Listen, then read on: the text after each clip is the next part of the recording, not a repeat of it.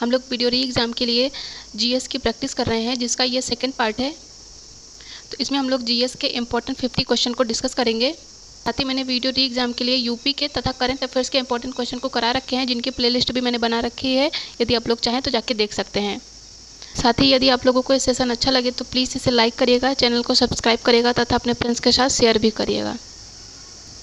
पहला क्वेश्चन है, भारतीय कृषि अनुसंधान परिषद की स्थापना कब हुई थी? तो इसमें हो जाएगा ऑप्शन सी 1929 में भारतीय कृषि अनुसंधान परिषद की स्थापना की गई थी। कब? 1929 में भी 16 जुलाई 1929 को। 16 जुलाई से हम लोग याद रखेंगे कि 11 जुलाई को विश्व जनसंख्या दिवस भी मनाया जाता है। साथ ही इंपॉर्टेंट पॉइंट ये याद रखेंगे कि 1947 के पहले इसका नाम था इंपीरियल काउंसिल ऑफ एग्रीकल्चर, लेकिन 1947 में इसका नाम चेंज करके भारतीय कृषि अनुसंधान परिषद कर दिया गया। अगला क्वेश्चन है, धान में खैरा बीमारी किस कारण होती है? तो ये हो जाएगा ऑप्शन ए जस्ते की कमी के कारण।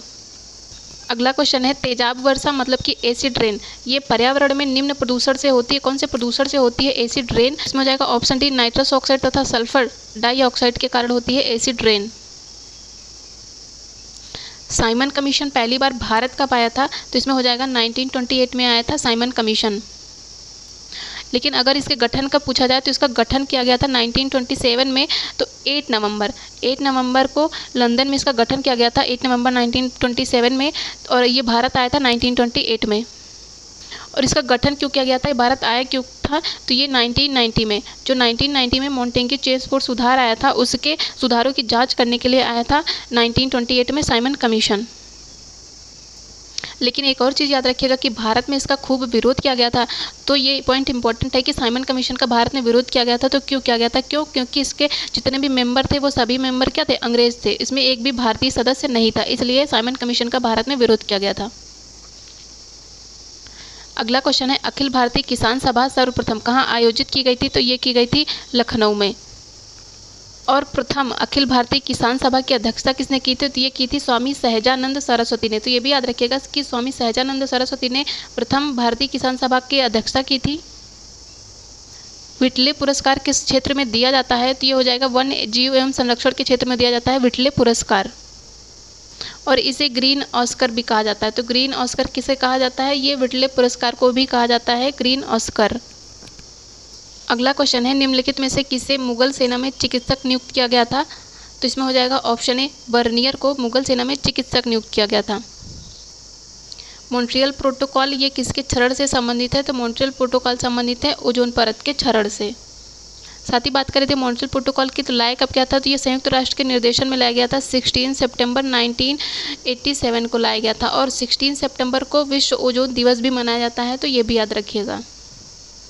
दामोदर नदी कहाँ से निकलती है? तो ये निकलती है छोटा नागपुर पठार से। मगध की प्रारंभिक राजधानी कौन सी थी? तो इसमें हो जाएगा ऑप्शन सी राजगृह, जिसे गृहव्रज भी कहा जाता था। ये मगध की प्रारंभिक राजधानी थी। और इस समय जो हर्यक वंश का शासक था कौन? बिंबिसार ने अपनी राजधानी बनाई थी राजगृह। तो ये भी याद रखिए। किसने मगध की राजधानी राजगृह बनाई थी? तो ये बनाई थी बिंबिसार के द्वारा। कपास उद्योग जिन कच्चे मालों पर आश्रित होते हैं वे क्या है? तो वो है भारसम मूलक। अगला क्वेश्चन है, निम्नलिखित में से कौन सा बाघ आरक्षित क्षेत्र 2 राज्यों में विस्तृत है? तो ये हो जाएगा ऑप्शन ए बांदीपुर। ये कर्नाटका प्लस तमिलनाडु में है, तो 2 राज्यों में है। बाकी की बात करें तो मानस कहाँ है? ये असम में है, सरिस्का राजस्थान में है तथा पेंच मध्य प्रदेश में है। ईश्वर केवल मनुष्य के सद्गुण को पहचानता है तथा उसकी जाति को नहीं पूछता। आगामी दुनिया में कोई जाति नहीं होगी, यह सिद्धांत किस भक्ति संत का है? तो ये है नानक जी का, गुरु नानक जी का। अधिकांश जो मौसम संबंधी गतिविधियां हैं वो वायुमंडलीय परत में होती है। तो कौन से वायुमंडलीय परत में होती हैं? तो इसमें हो जाएगा ऑप्शन सी क्षोभ मंडल में होती है सबसे ज़्यादा मौसमी गतिविधियाँ। विश्व की सबसे बड़ी ताजे पानी की लेक कौन सी है? तो ये है लेक सुपीरियर। ये कहाँ मिलती है? तो ये है यूएसए में लेक सुपीरियर। वर्तमान में भारत की जनसंख्या वृद्धि निम्न में से किस दौर से गुजर रही है? तो इसका हो जाएगा ऑप्शन डी निश्चित रूप से गिरने की प्रवृत्ति के साथ उच्च वृद्धि दर। अगला क्वेश्चन है, उत्तर प्रदेश के न्यूनतम और अधिकतम जनसंख्या घनत्व वाले जिले कौन से हैं? जिसमें हो जाएगा ऑप्शन बी ललितपुर में सबसे कम जनघनत्व है तथा गाजियाबाद में अधिकतम जनघनत्व है। उत्तर प्रदेश में अधिकतम और न्यूनतम साक्षरता दर वाले जिले कौन से हैं? तो सबसे ज़्यादा साक्षरता है गौतम बुद्ध नगर में तथा श्रावस्ती में सबसे कम लिटरेसी है। नामचिक नामपुक कोयला क्षेत्र भारत में कहाँ स्थित है? तो ये है अरुणाचल प्रदेश में। सरकार की जो पंचायती राज प्रणाली है उसके बारे में क्या विशेषताएं हैं? ऑप्शन ए है सरकार की 3 श्रेणियां होती है इसमें, सही है। इसका लक्ष्य क्या है कि गाँवों को सामाजिक और आर्थिक न्याय प्रदान करना, ये भी सही है। जो जिला परिषद है इसमें इसके सदस्य के रूप में कुछ सांसद होते हैं, ये भी सही है। तो इसका ऑप्शन डी हो जाएगा, all of the above correct है। पंचायती राज की बात करें तो सबसे पहले भारत में पंचायती राज 2 अक्टूबर को कब 1959 को राजस्थान में लागू किया गया था। राजस्थान में कहाँ पे? तो अगर राजस्थान में कहाँ पे, तो राजस्थान के नागौर जिले में लागू किया गया था पंचायती राज 1959 में।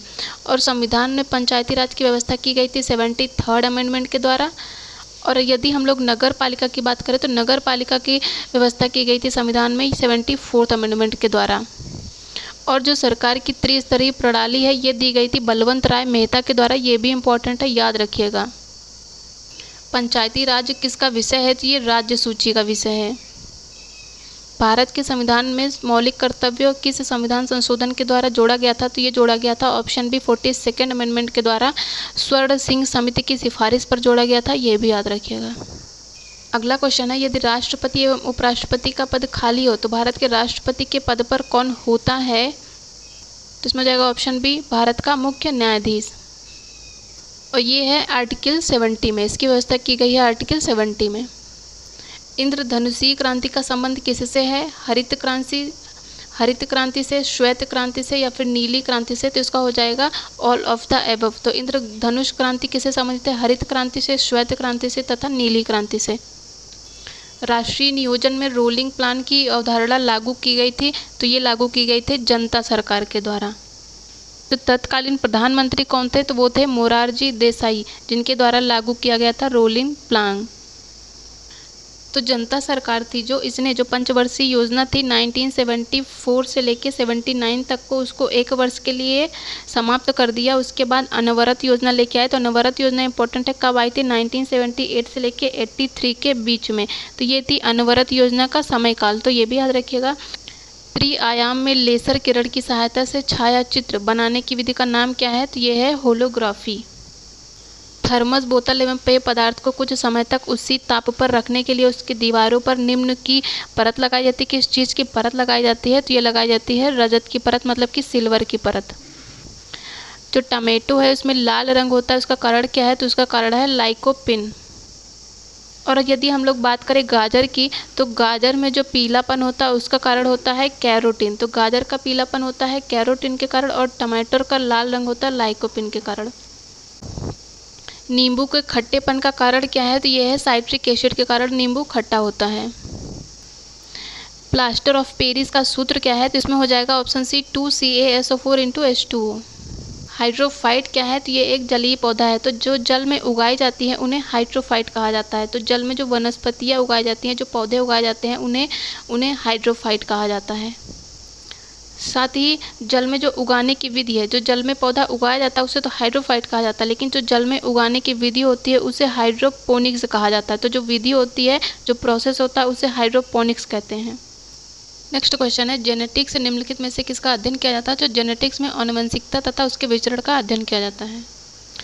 लैंगिक जनन से आनुवंशिक विचरण कैसे होता है? तो ये जीन के सम्मिश्रण मतलब कि ब्लेंडिंग से होता है, क्रोमोसोम के बदलाव से होता है तथा जीन के मिश्रण के मतलब कि जीन के सफिंग से होता है। तो इसका हो जाएगा ऑप्शन डी उपयुक्त तो सभी।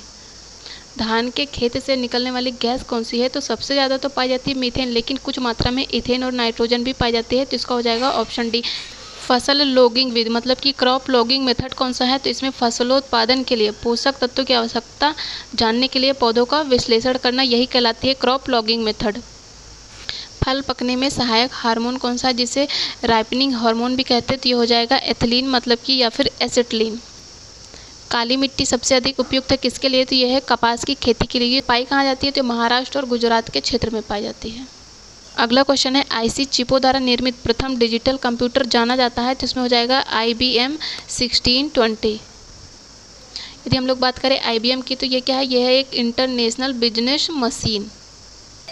क्रायोजेनिक इंजन का इस्तेमाल होता है? तो ये स्पेस शटल में इस्तेमाल किया जाता है क्रायोजेनिक इंजन का। अगला क्वेश्चन है, वायुमंडल में उपस्थित जो ओजोन परत है ये क्या अवशोषित करती है? तो ये अल्ट्रावायलेट किरणों को अवशोषित करती है। और यदि हम लोग बात करें ओजोन परत की, तो ओजोन परत कहाँ पाती है, तो ये पाई जाती है समताप मंडल में ओजोन परत पाई जाती है। निम्नलिखित में से कौन सी गैस वैश्विक उष्णता मतलब कि ग्लोबल वार्मिंग के लिए उत्तरदायी है, तो ये हो जाएगा कार्बन डाइऑक्साइड तथा मीथेन। ये ग्लोबल वार्मिंग के लिए उत्तरदायी गैसें हैं। उत्तर प्रदेश ने एग्रो पार्क स्थापित किए हैं कहाँ कहाँ पे, तो हापुड़, लखनऊ, सहारनपुर और वाराणसी। तो इसका हो जाएगा ऑप्शन डी 1, 2, 3 एंड 4। अगला क्वेश्चन है भारत ने अपना पहला परमाणु परीक्षण कब किया था, तो ये किया था 18 मई 1974 को। और इस टाइम पे प्रधानमंत्री कौन थी, तो वो थी प्रधानमंत्री इंदिरा गांधी के टाइम पे किया गया था। वर्ष 2060 तक शुद्ध शून्य ग्रीन हाउस उत्सर्जन गैस का स्तर प्राप्त करने की घोषणा किस देश ने की है, तो इसमें हो जाएगा ऑप्शन सी सऊदी अरब ने की है। और यदि हम लोग बात करें भारत की, तो भारत का लक्ष्य है 2070 तक शुद्ध शून्य ग्रीन हाउस गैस के उत्सर्जन का। अगला क्वेश्चन है उत्तर प्रदेश की अर्थव्यवस्था नामक पुस्तक किसके द्वारा लिखी गई है, और ये लिखी गई है अरविंद नारायण तथा अतुल चंद्रा जी के द्वारा, दोनों के द्वारा। तो इसमें ऑप्शन नहीं है, तो इसका हो जाएगा ऑप्शन डी करेक्ट। निम्नलिखित में से किस क्रिकेटर एसोसिएशन ने दुनिया के सबसे बड़े क्रिकेट बल्ले का अनावरण किया है, तो ये किया है हैदराबाद के द्वारा। उत्तर प्रदेश सरकार ने किस स्टेशन का नाम बदलकर अयोध्या कैंट कर रखने का निर्णय लिया है, तो ये लिया है फैजाबाद का। तो यूपी गवर्नमेंट के द्वारा 2021 में फैजाबाद का नाम बदलकर अयोध्या कैंट रखा है। अगला क्वेश्चन है a century is not enough पुस्तक के लेखक कौन है, तो ये है सौरव गांगुली। निम्नलिखित में से किस राज्य में भारत का पहला टेस्ट ट्यूब बेबी बन्नी भैंस का बछड़ा पैदा हुआ है, तो इसका हो जाएगा ऑप्शन सी गुजरात में। तो देश का पहला राज्य वन जीव डीएनए परीक्षण विश्लेषण प्रयोगशाला का उद्घाटन कहाँ किया गया है, तो ये किया गया है नागपुर महाराष्ट्र में।